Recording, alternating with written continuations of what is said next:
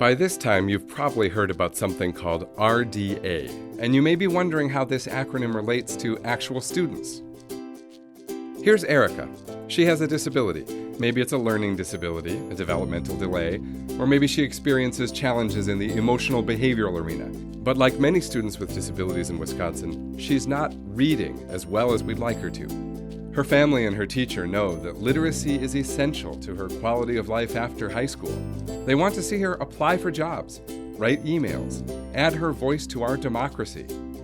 Erica's enrolled in special education, and her school follows the rules for special ed to help her get to success. In the past, those rules amounted to making sure certain actions were taken by the school, but there was never any guarantee that these steps were the only ones needed to actually make the difference for this particular student. That's the thinking behind RDA. It's a federal initiative that stands for Results-Driven Accountability. Now, Erica's ability to read is a requirement in and of itself. Schools have a responsibility to make sure that measurable learning really happens for students with disabilities.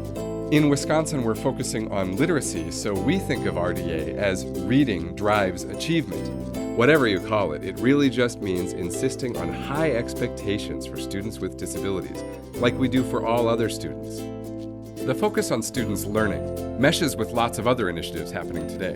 In fact, the DPI's special education team has formed new partnerships with various education efforts around the RDA goal, and it's part of the special ed team's new way of doing business. So you can count on hearing more about it, and there will be opportunities to seek support.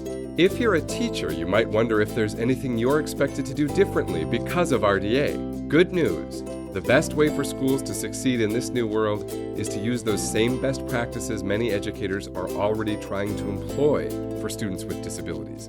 Universal design for learning, strong literacy instruction, culturally responsive curriculum, meaningful access to grade-level standards-based education, strategies for family engagement, collaboration between special and general educators, a multi-level system of supports, and positive behavioral interventions and supports. Everyone loves to see a student with disabilities open up options for their future. Beyond that, schools will also like to see gains on their school report cards. And teachers will see themselves make progress toward any of their educator effectiveness goals that relate to students' outcomes in special education.